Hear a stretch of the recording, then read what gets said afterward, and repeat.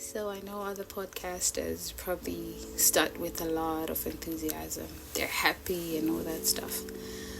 But I don't know if my if my podcast is only going to be me starting sad. I don't know. But anyways, welcome back to another episode of Unpacking Our Scripted Lives. And I'm so excited to continue this journey actually. I'm quite happy about it, and trust me guys, if I tell you that I thought this was gonna be easy. Trust me, I thought it's just gonna be a walk in the park, like pretty easy. But nah, it's not easy. I can tell you like a couple of times during the week I've had to overthink about it. I'm like, should I really do this? Am I really doing this? Because I was just like, well, what if one day I end up running out of things to talk about? Or what if something just goes wrong and I'm just like, oh my God, I'm losing it. And I was just like, you know what? Let's just go for it. You never know, something might go on. Something good might actually come out of this. Anyways, so this week's topic actually is more about giving you a little bit of background about my life. I don't know who needs to hear this, but yeah. Anyways, I just want to let you guys in on a little, not a little secret because it's gonna be out there. Anyways, I'm a PK. Yeah, I'm a PK, and some people call it a preacher's kid. Yeah, so. Growing up as a pastor's child or as a preacher's child is I don't know if I should say it's a blessing, but I guess it is in some way. I guess it is but then on the other hand, not very much, because you grow up in this environment where people are expecting you to do things in a certain way just because you're a pastor's kid, and I don't think it's fair. I mean, speaking on behalf of myself and probably other PKs out there, I don't think it's fair that the society has these expectations for us. Like, okay, we're supposed to follow our parents' footsteps. I mean, okay, let's put aside the fact that my parents are pastors. Let's try to think if your parent is a doctor, or your parent is a plumber, or your parent is a bus driver. Does it necessarily mean that you also have to follow their footsteps? Why are pastors' kids supposed to follow their parents' footsteps? Just because what? They're pastors? I don't think it's fair. But anyways, let me just tell you how I grew up. So I have 3 siblings, 2 older sisters and 1 brother. And I'm the last one. And all of us, we grew up in an environment where both our parents are pastors, and the church is called the Salvation Army. I'm pretty sure some of you guys know, and I'm don't get me wrong, I'm not trying to make this podcast about religions or whatever it is. Nah, I'm just trying to give you a background of my own personal story. So yeah, growing up in that environment, of course, when you wake up, before you go to bed, you pray, you have devotions and all that stuff. Like, that's the kind of environment that we grew up in, and well, trust me, it was good. I mean, before I moved, because now it's a whole different story, but that's besides the point. So so we had to, my parents were always busy with work and all that stuff. So for my education, and because of the fact that my parents are pastors, we constantly have to be on the move, because they're like appointed to different stations every other time. So like you can spend like 2-3 years in one area, and then the other time you have to move. Like, it's not really consistent, you are constantly on the move. So making friends, for me personally, it was very, very difficult, because the moment you start deepen your roots to something, then you're on the move, you shift it to another place, and then you go there, you start making friends again. So I ended up being this closed up person, because the moment I start to get close to someone, well, I have to be on the move. And growing up, I didn't have a cell phone. Like, kids nowadays, trust me, they are very, very blessed, because when I was growing up, I think I had a cell phone when I was I don't know, 10, 11. I don't know, but yeah, I got a phone like when I was in high school. That's when I got my phone. And even when I got that phone, I think I was even sharing it with what, my sibling, like my sister who was before me. But anyways, yeah, making friends was really, really difficult. And don't get me started on the issue of relationships, because definitely I couldn't even date. If I can't make friends, then definitely I can't have a boyfriend. But anyways, yeah, so I went, for my primary school, I went to 2 different schools, because, well, we had to move when I was in grade 5, so I had to do my last 2 years of primary school in a different school. And for my high school, I was a boarding school, because that way it was easy. Even if we had to move, even if we're in one place, like, I could still stay at school. Because with boarding schools in my country, I mean, specifically the one that I went to, if we send you to school for the first term, which is more like the first semester, you have to stay at school until schools are done. And that was it. So it was pretty much easy for my parents, because they'll still do their work and all that stuff, and we'll just be stuck at school. And even at school, you know, like the school that I went to was a Salvation Army school. So the fact that my parents are also like preachers from the same church, teachers there, they have these huge expectations. Like, they have this scripted book that, okay, every other pastor's kid who comes here, they're supposed to set an example. They're supposed to be good. They're not supposed to be because, like, in high school, you know, like, the high school that I went to was like super, super strict. So I don't know how other people in their high schools were like. But then, yeah, my high school, we're not allowed to have love affairs, and we're not allowed to bring certain foodstuffs to school. We're not allowed to go home on weekends. If you wanted to go home, you have to be critically ill. And even when you're critically ill, it has to be deadly that they have to send you back home. And, you know, like, to be honest, this was some of the good things that I liked. So let's say you're in a situation where you haven't fully paid your school fees. You know, economy was, the time that I grew up, economy wasn't like really, really good, but then it was okay. So like, you probably, your parents were able to raise like probably half of a tuition fee, and then they'll be like, oh, you know what, after the term, like in the middle of the term, we're gonna come and we'll pay the rest of the fees and stuff like that. So yeah, you go to school with probably like half school fees paid. And for some of us with parents who were like, you know, like our church, so what they would do is they would pay for your school fees for like until you finish your high school, until you're 18. Yeah, and then after 18 you're on your own. So like, personally, from like, I was privileged enough that my parents didn't have to struggle with school fees and all that stuff. But then sometimes the fees would be paid late, so it like would take some time to reflect in the school's bank account or whatever it is. So now the school would just come like randomly, and they'll start like, they would have made a list of everyone who hasn't finished the school fees or who hasn't even paid the school fees, and then they'll come to class. They'll go like class by class, calling out people's names who haven't finished to pay their school fees and stuff like that. So just because, like, so now once they call your name, you have to step out, and then you have to go get your stuff, and then you go back home. You're sent back home until you finish paying your school fees, or until you have enough money to come pay your school fees. That was the school's policy. So just because that's one thing I really hated about high school, because then if my school fees wasn't paid, then the moment they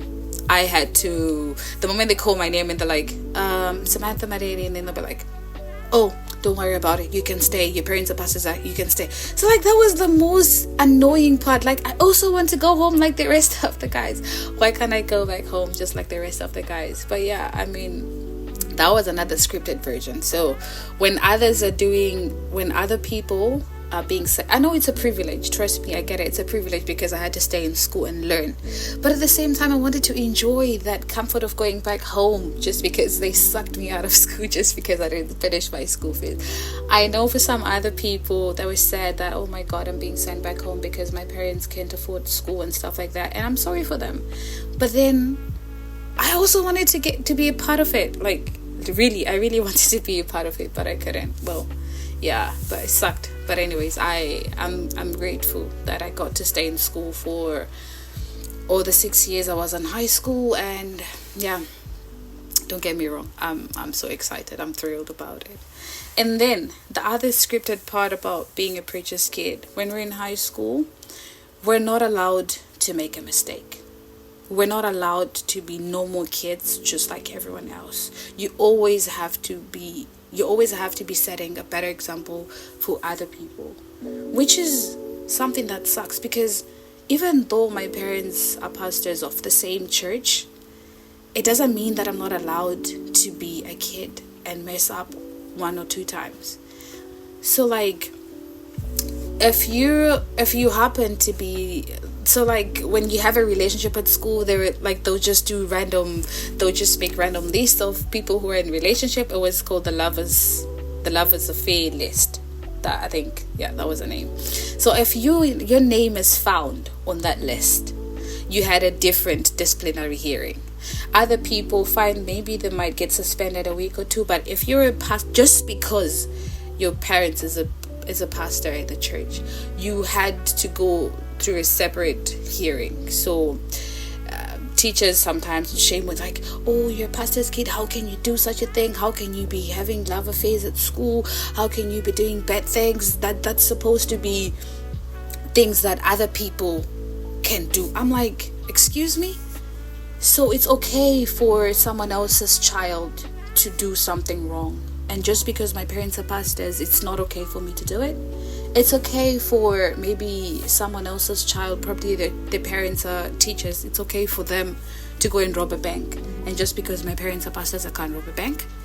Or it's okay for someone else to be on a lover's list, but because I'm a pastor's kid, I don't deserve to have a relationship at school? Like, that's something that didn't really make sense for me. So they had scripted, like, because you're a pastor's kid, you cannot mess up. You cannot, other kids, fine, let them mess up. But then just because you're a pastor's kid, you don't have to mess up. Like, that was like the worst. Literally, it was just bad. It was bad.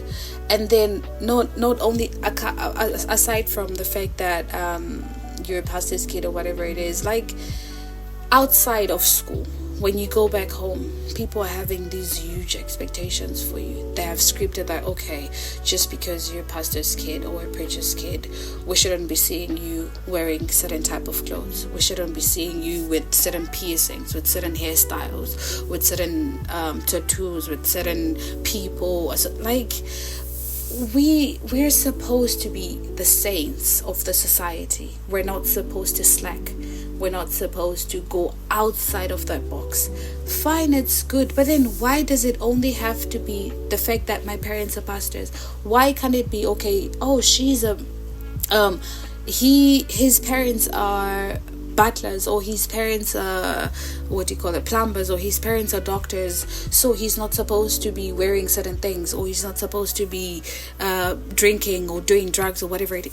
Why does it have to be a specific person? Just because you're PK, you're not supposed to do this. Just because you're PK, don't dress like this. Just because you're PK, don't play with certain people. That's the part that I don't get. Why do we have to compartmentalize like all these things? Like, why can't it just be you? Like, why do you have to script the lives of PKs? Why does it have to be like that? So now the society now sees all the PKs as, oh, these are like rebellious people, PKs, they're very naughty. Like, that's the scripted way that the society has in their mind. Like, oh, the moment I walk up to someone and I tell them like, oh, I'm a PK, like, oh yeah, oh, so you're the naughty ones, or you're the drunkards, or you're like the strippers, like all the bad stuff. Like, anything that's bad is associated with PKs, in my own opinion. Probably with some people it's different, but for me, just because I tell someone that I'm a PK, they automatically assume that, oh, I'm a bad person, or I'm naughty. So I don't blame all the PKs that are out there and they're doing like all the nasty stuff, because probably they're rebellious because they're trying to prove a point. Like, we're no more human beings. Just because our parents were called to do God's work, it doesn't necessarily mean that I have to also do the same thing. I'm just a normal person, just like every other child. It's normal for me, or it's okay for me to do something that I want to do. It's okay for me to let it loose a little. It's okay for me to go off script of what you guys have in mind for how my life is supposed to be. So yeah, I mean, being a PK is difficult, trust me. So now when I talk to people, I don't mention that I'm a PK, because otherwise they're gonna start seeing me in a certain way. So they have this way that if you're a PK, you're supposed, or like, funny story. Sorry, I'm debating. When I came to China, so you know how you're getting to know different people and stuff like that. So like, they'll ask you like, how did you grow up? How was your childhood like? Or what do your parents do and stuff like that? And you mention, my parents are pastors. And I'm like, wow. Okay, so are you the type that prays a lot? Like, in the morning you pray? Like, someone automatically assumes that just because my parents are pastors, then I'm thus holier than thou, or I'm supposed to be doing certain things. Like, it makes me sad. It makes me angry that we're perceived in a certain way, that people see us in a certain way, or people want us to do things in a certain way. Go to any preacher's kid right now. They'll probably tell you the same story that I'm telling you right now. Like, our lives are scripted in a certain way. Like, we're supposed to do certain things in a certain way. Like, for example, if right now I wake up and I'm like, if right now I get knocked up, I get pregnant right now without being married, it's a taboo just because my parents are pastors. But if someone else's child gets knocked up and they get pregnant, it's normal for them. Why is it for other people it's normal for certain things to happen to them, and for PKs it's not normal for certain things to happen to them? How are we different? Just because our parents' occupation? So does this necessarily mean that our parents' occupation should define who we are? If my mom or my dad works at a bar, does it make me who they are?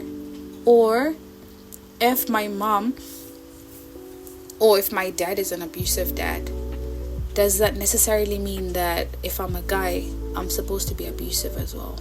Or if my mom works, maybe if my mom is a prostitute or something like that, does it necessarily mean that I'm also a prostitute?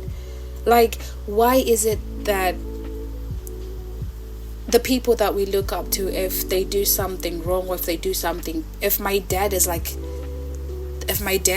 Elon Musk, or if my dad is, I don't know, Mark Zuckerberg, or those billionaire people, am I stipulated to follow his footsteps and also be a billionaire just because my dad is a billionaire?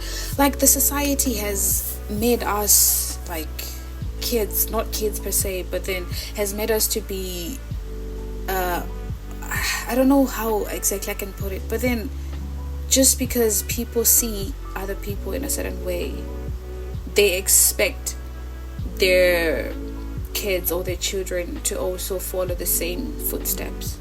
And I think that's very unfair. That's not fair, because just because my parents are a certain type of people, or they do a certain type of job, or they're very successful, or they're not successful, that doesn't necessarily mean that I have to do the same thing as they did or be the same person that they are. That's the misconception that I'm seeing in the society, and I think that's very wrong, because this type of situations end up putting people in really bad circumstances. Because now, when I was growing up, people expected that me and my siblings, probably one of us, would follow my parents' footsteps and be a pastor. And most people thought I was gonna be the pastor, actually. And when I told this to my friends, they actually laugh at me, because like, oh wow, you being a pastor? They could never picture me being a pastor. And I mean, it's what was scripted in our lives. Like, okay, if your mom or your dad is a billionaire, then you also have to be a billionaire. If your mom or dad is a doctor, then your whole family has to be of doctors. If your mom or your dad is a lawyer, then you also have to be a lawyer. Why is our life scripted that way? Why are we supposed to live in other people's shadows? Not that it's bad. Probably it's a good thing. But then why can't we live our own, why can't we like live our own lives and be who we really want to be, not the way that our lives are being scripted for us? Why can't we just be ourselves and do what we want and be the kind of people that we really want? Why are we supposed to do this just because other people are doing it? So yeah, it's not easy, trust me. It's really not easy. So when I came to China, just because I grew up in a certain way, like I'll forever be grateful to my parents for giving me a really great life. Like, I don't have a single day that I've gone to school on an empty stomach. There was a time in my country where things were really, really, really bad. Like super, super bad. I think that was in 2008. Like, everything was so bad. I was never chased out of school, even when things were really difficult. I never went to bed hungry. I never went to school with a torn bag or a torn uniform or without shoes. I never lacked anything for a single day in my life, and I'll forever be grateful for my parents for this. Like, shout out to my mom and my dad. I don't know, probably one day they're gonna listen to this or not, but whatever. I will forever be grateful for them because they made me who I am, and yeah, I owe it to them. And so, like, growing up, I didn't know how to make friends.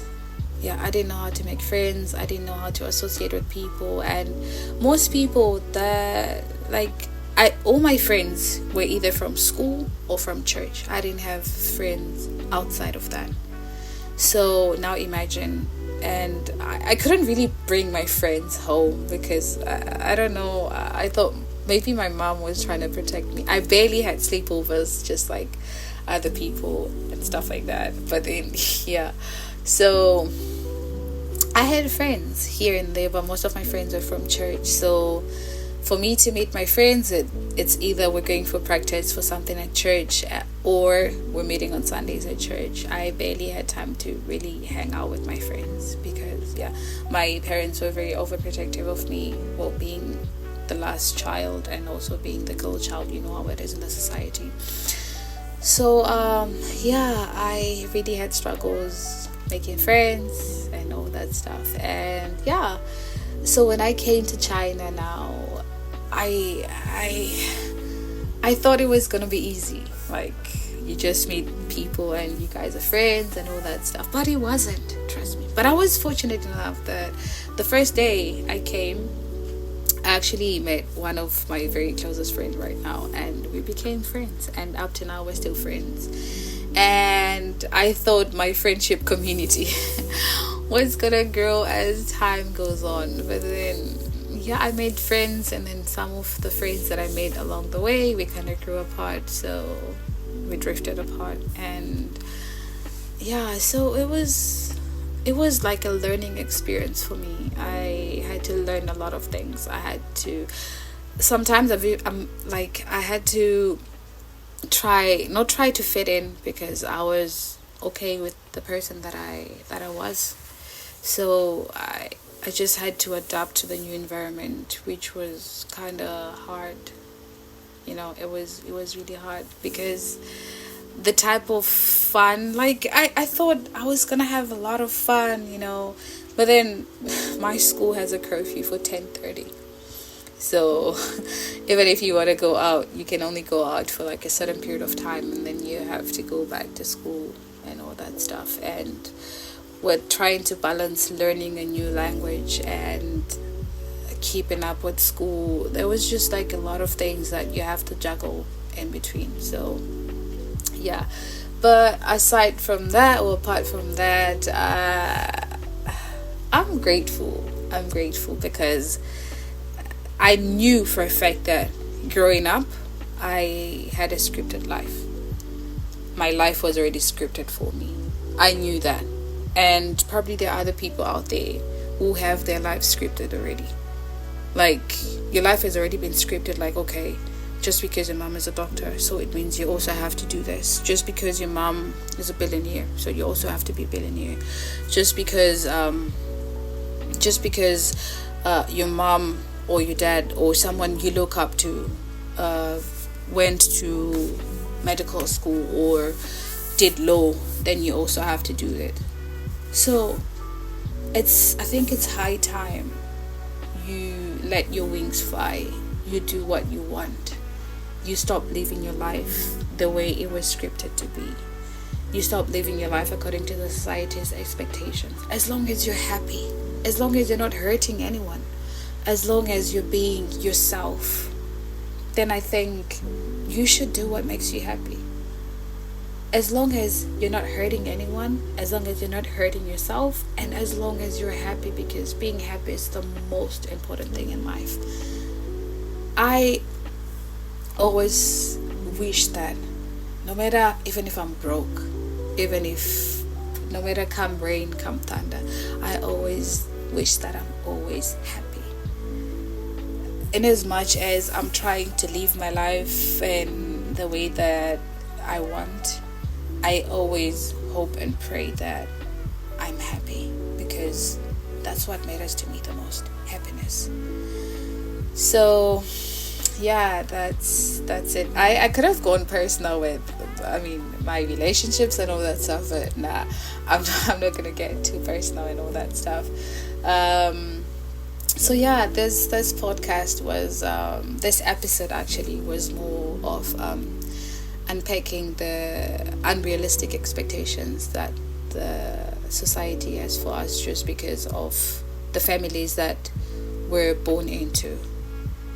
We're grateful that we're born into families of successful people, of great people and all that stuff, but then it doesn't necessarily mean that we're supposed to live our lives in that kind of scripted way. It's okay to drift off and live your life the way you want to. It's okay to live your life in the unscripted ways that you want to.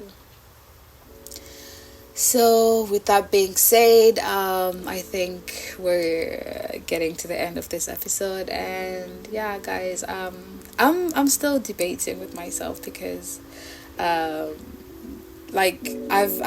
opened a new Instagram account, so you guys can go and check it out. It's Unpacking Our Scripted Lives on Instagram. You can go and check it out, and in the bio I've left the links to Apple Podcast and RSS feed, as well as Spotify. My podcast is now available on Spotify, so please don't forget to go and check it out, and also don't forget to go and share it with your friends and family. And I hope we're gonna make the world a better place together. And I'm still debating with myself because I want to put this podcast on YouTube, but then it means that I have to make it a video and show my face, and I don't think I'm ready for that. But then I don't know, I guess I just want to kind of get the hang of this whole podcast thing before I can put my face out there and start doing it. So I'll try and figure out a way of posting it on YouTube as an audio, so that those who cannot access it on either of the links that I put in the bio, you guys can go on YouTube and see it. So yeah, this is it for this episode. I hope you guys will have a great week and take care of yourselves, and don't stop living your life the way you want to, and don't stop spreading your butterfly. Yeah, that's it. Have a nice week, guys.